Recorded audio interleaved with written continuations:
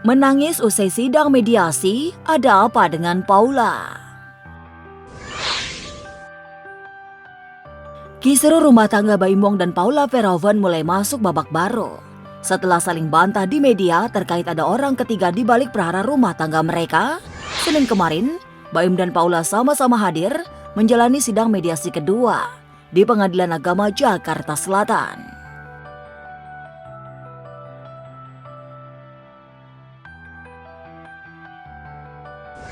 Namun entah mengapa, usai menjalani sidang mediasi, Paula awal memilih bungkam saat diberondong tubian pertanyaan awak media. Begitu keluar dari ruang sidang, wajahnya sembab memerah, seperti habis menangis. Lantas, benarkah Paula masih ingin pertahankan rumah tangganya dengan Baim Wong?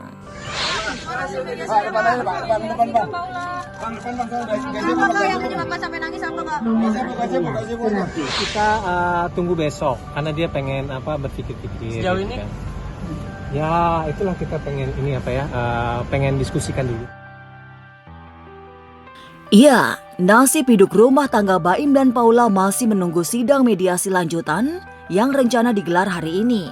Namun satu hal yang pasti, konflik rumah tangga Baim Paula terbilang pelik, bak menemukan jarum di tumpukan jerami. Pasalnya, tudingan miring terus menerpa Paula, mulai dari bermain asmara terlarang hingga tudingan KDRT. Dan karena itulah kabarnya, Paula mulai ketar-ketir terancam kehilangan hak asuh anak. Sempat ada kabar suka KDRT susah anak-anak, bener gak sih Kak? Nilainya sampai ratusan juta itu buat apa Kak? Kasian, gimana ya tempatnya ya? Udah seterbuka itu Kak sama Niko Kak? Bener gak sih Kak? Dia itu buat Niko Kak? Sorry. Boleh yuk. Lagi dulu yuk. Tudingan Bukan itu Kak. kewajiban dia untuk membuktikan. Dan dia ingin bahwa anaknya itu tidak terpapar dengan pemberitaan-pemberitaan yang mungkin nantinya akan tercatat kan. Nah, oleh sebab itu maka akan lebih baik itu persidangan aja karena ini persidangan tertutup.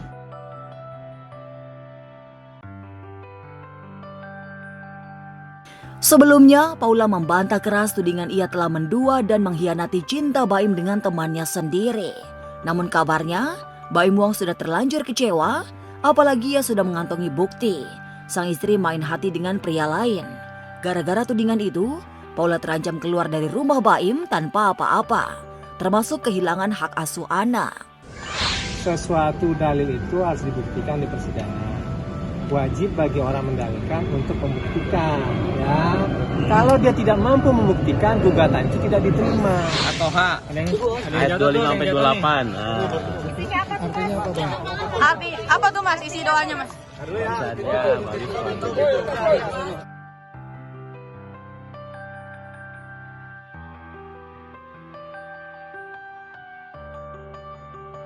Peduli disabilitas, Dewi Yul bangun ponpes tunanetra.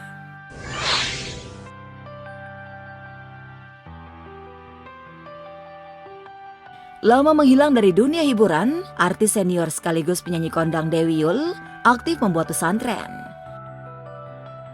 Ya, bersama Sunu Mata, mantan istri Rese Tapi itu, baru-baru ini meresmikan sebuah pondok pesantren di Bangka Belitung.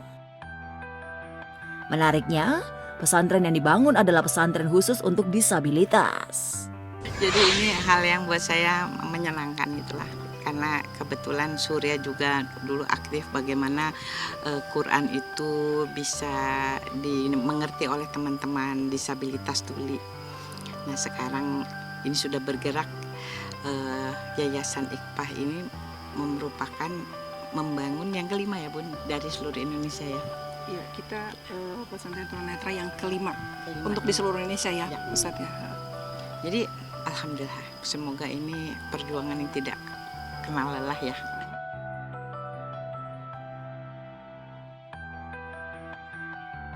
Iya, sebagai ibu yang memiliki anak penyandang disabilitas, membuat Dewi Yul aktif memperjuangkan persamaan hak bagi penyandang disabilitas. Faktanya, kedua anaknya, meski penyandang disabilitas, mampu menunjukkan prestasi di luar negeri. Potensi anak-anak disabilitas ini luar biasa asal diberikan kesempatan yang sama. Kadang-kadang kan sudah ada stigma di masyarakat bahwa disabilitas itu beban negara, beban keluarga, orang yang membuat susah orang tua, itu harus dihapus. Sudah dibuktikan beberapa disabilitas yang netra, yang tuli, yang daksa sudah bisa membuktikan memiliki prestasi bukan cuma di nasional tapi juga internasional.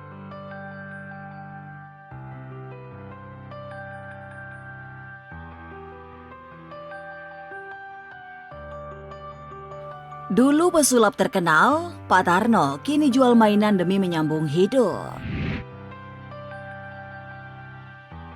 Pesulap Sutarno atau yang dulu terkenal dengan nama Master Tarno belakangan viral di media sosial. Lantaran sebuah video yang beredar memperlihatkan Master Tarno tengah berjualan mainan di depan sekolah dasar sambil duduk di kursi roda. Ia tak sendiri, sang istri Dewi nampak setia menemaninya.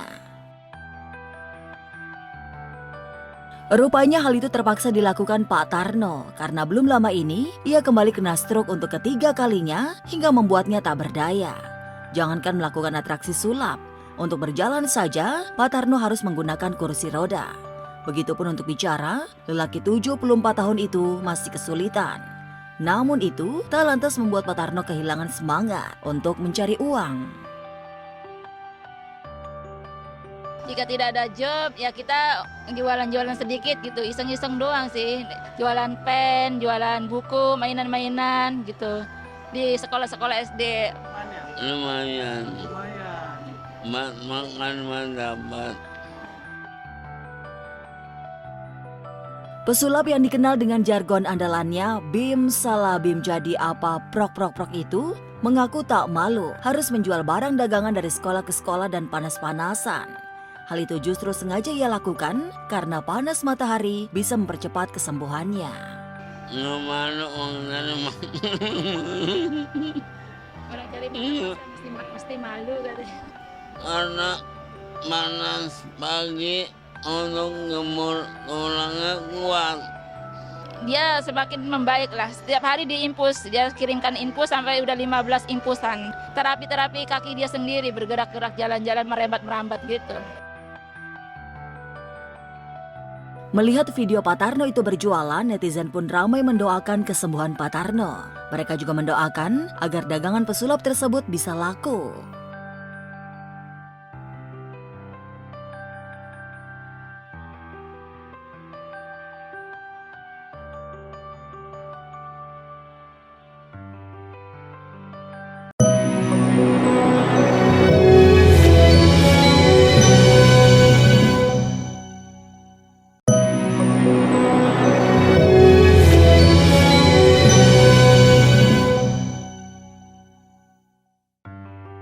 Tak sudi memaafkan, Cut Intan ingin cerai dan Armor di penjara.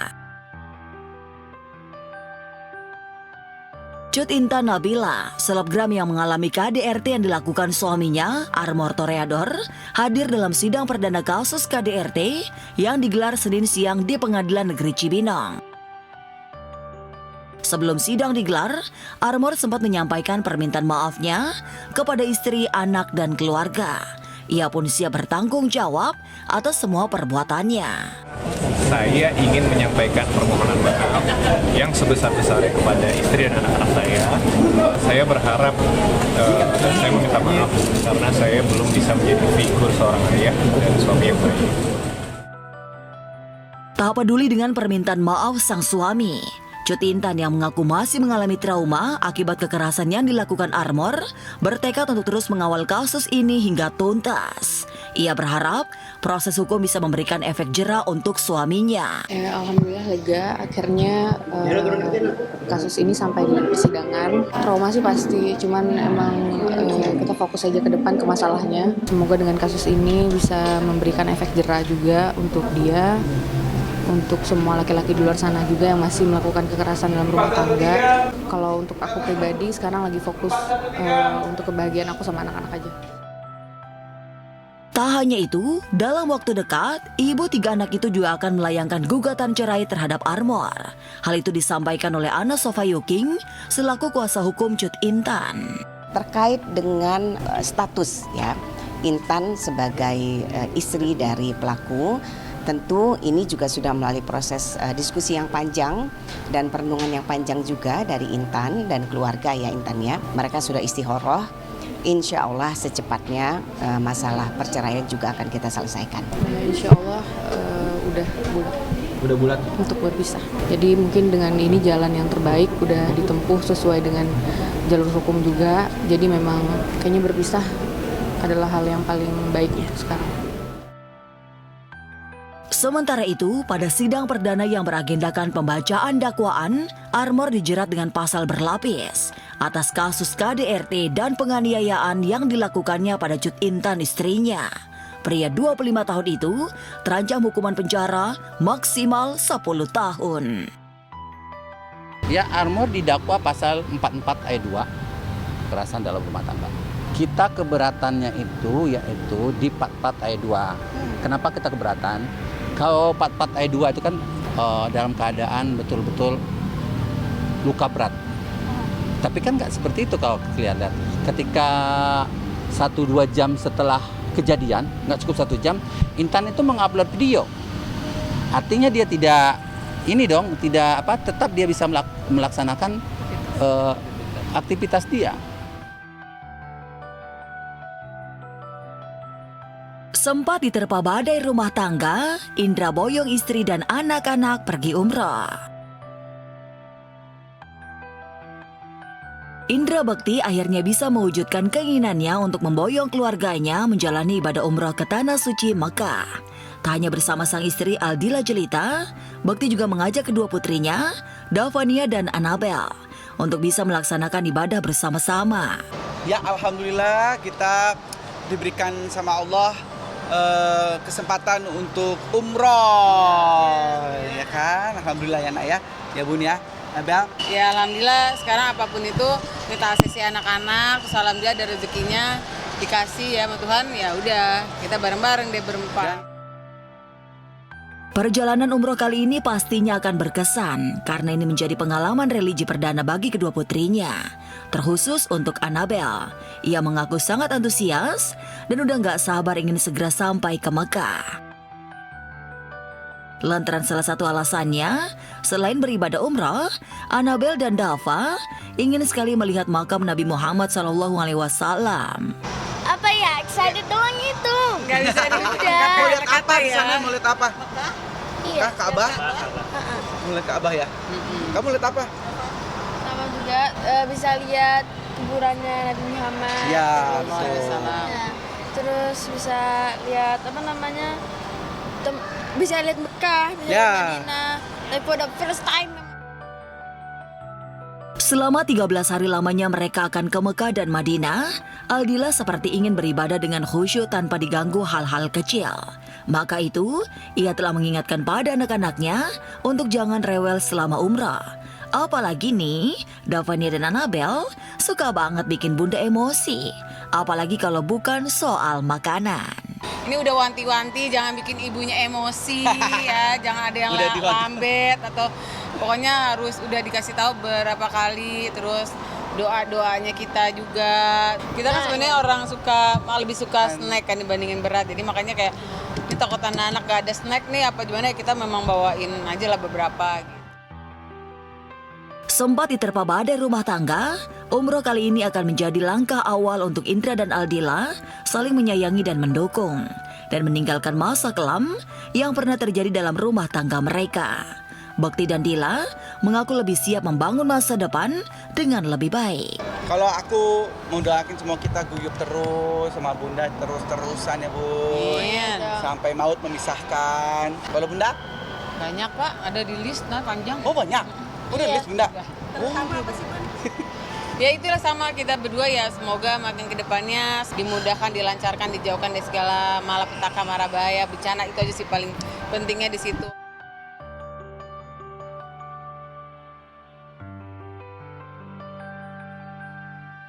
Dear El Rumi, Syifa Haju siap nikah nih kapan saja.